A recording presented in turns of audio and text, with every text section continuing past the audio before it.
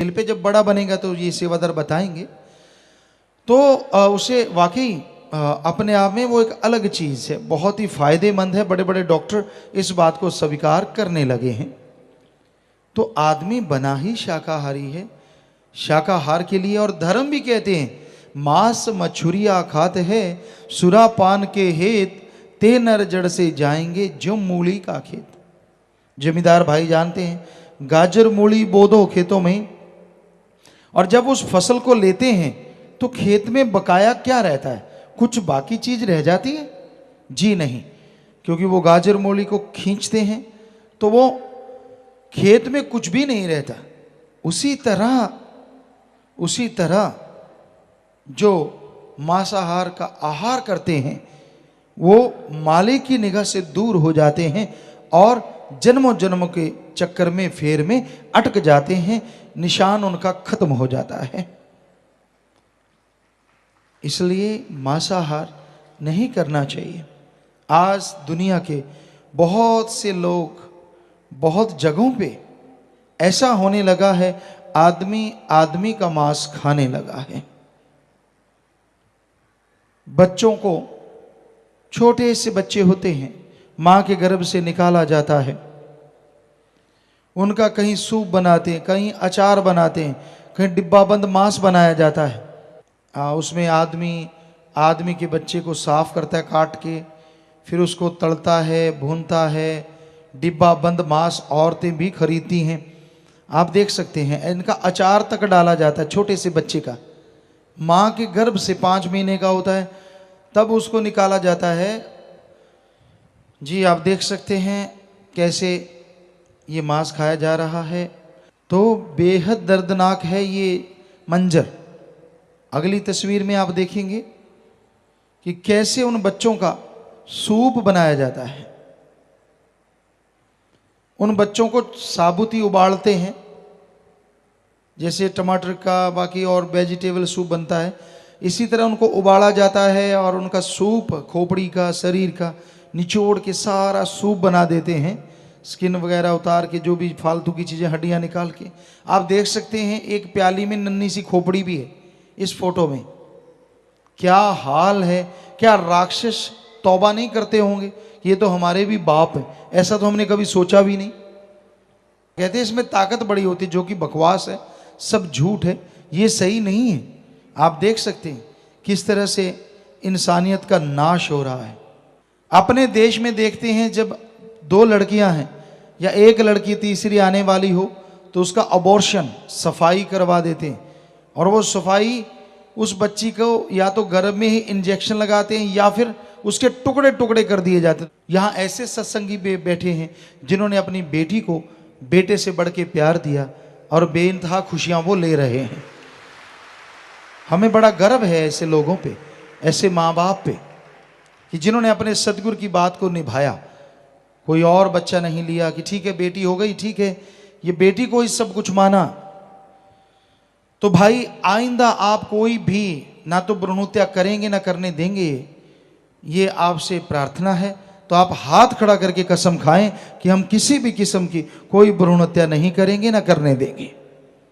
तो मालिक आपको बेइंतहा खुशियां बख्शे, घर में खुशियां आए और मालिक से ओढ़ निभे। सबको बहुत बहुत आशीर्वाद। हाथ नीचे कर लीजिए। तो बेहद खुशी होती है जब आप वायदा करते हैं।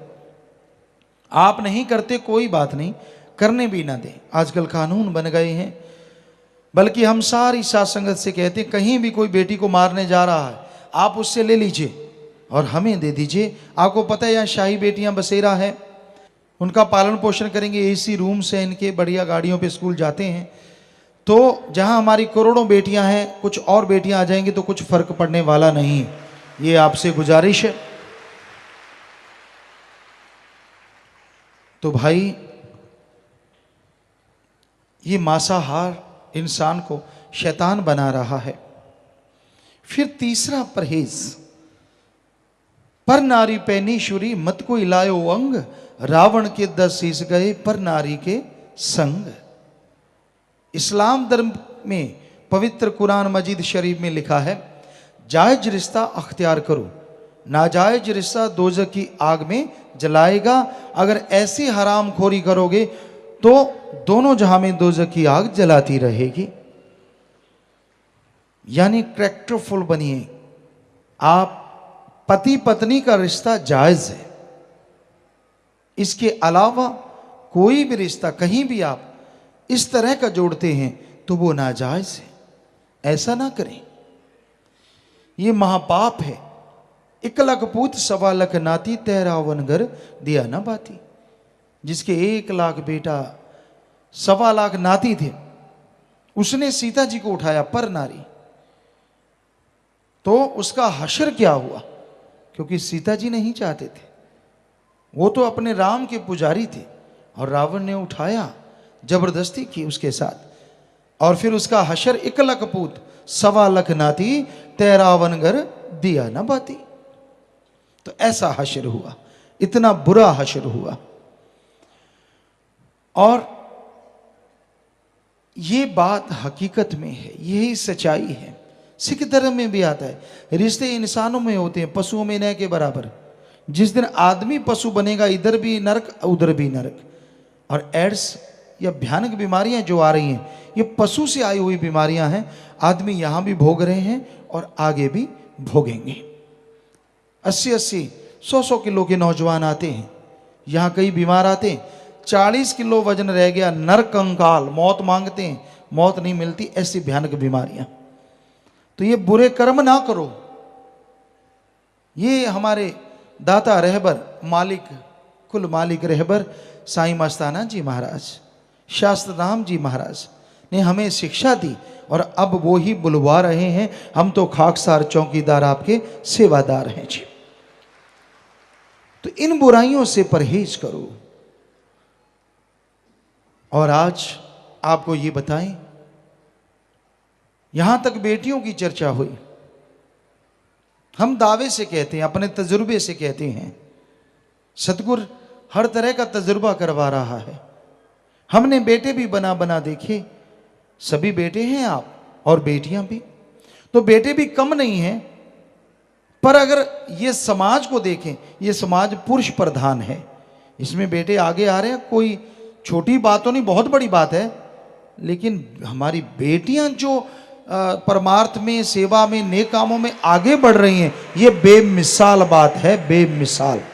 शायद पूरे देश में ऐसी मिसाल नहीं होगी। यहाँ ये बेटियां, ये हमारी बच्चियां नेकी में, मानवता भलाई में, भले कामों में डट के आगे बढ़ रही हैं, डट के आगे बढ़ रही हैं, पूरे समाज की परवाह नहीं करती।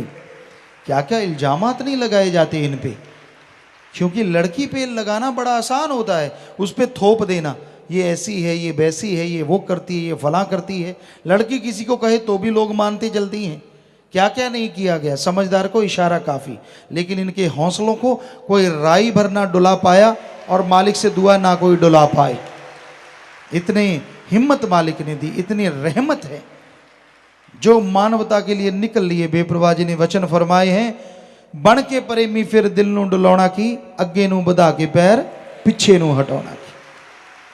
हमें मान है हमारी इन बच्चियों पे, हमारी बेटियों पे और बेटों पे भी, क्योंकि जवानी आज इतना कुछ कर रही है। नौजवान क्या क्या नहीं गुल खिला रहे, नशे करते हैं गंदे से गंदा, और वैश्यावर्ती करते हैं, समलैंगिकता में सभी तरफ से बुरा हाल है।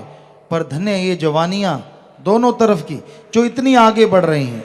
अधेड़ अवस्था, बुजुर्ग, सब ही धन्य हैं जो इस कलयुग में मालिक की याद से जुड़े हुए हैं।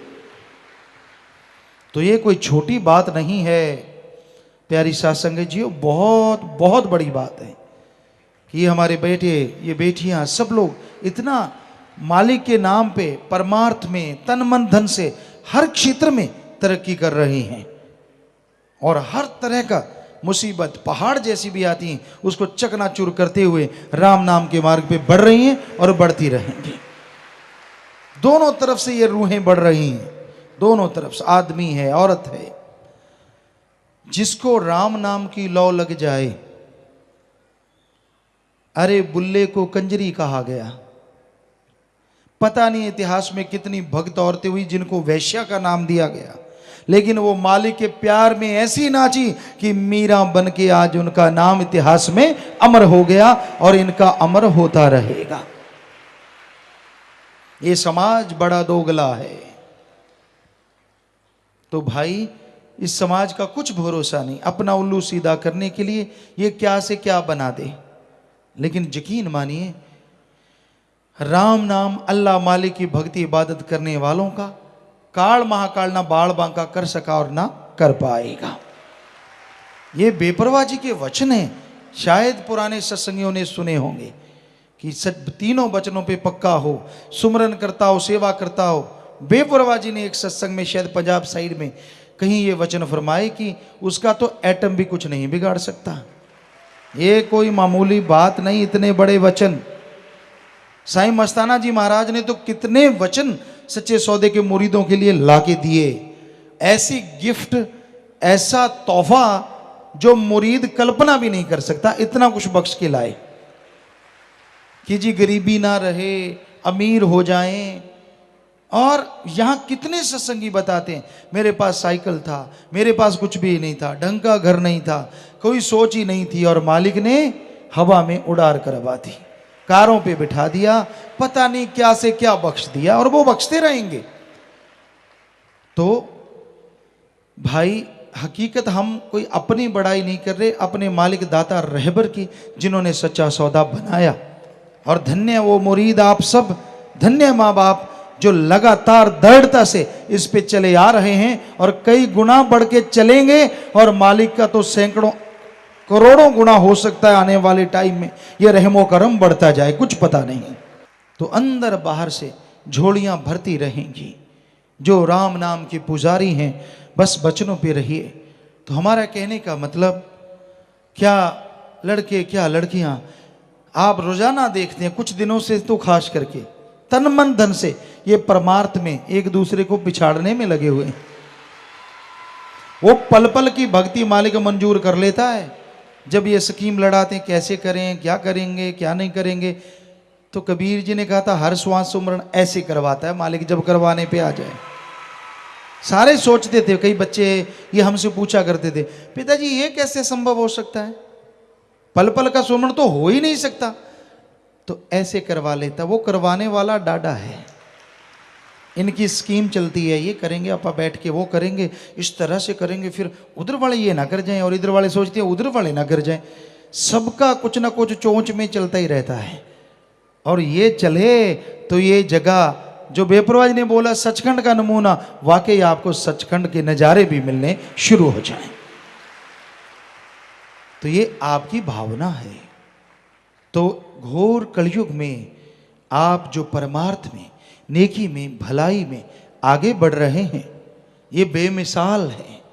और हम सबके लिए मालिक से दुआ करते हैं, मालिक सबको सद्बुद्धि बख्शे, हर कोई नेकी भलाई में आगे बढ़े, कोई भी बुराई में ना फंसे, कोई बुरे और बुराई के जाल में ना उलझे। हर कोई मालिक का गुणगान गाए, चाहे कितना भी कोई दूर बैठा हो, मालिक वहां भी झोलियां माला माल कर देता है।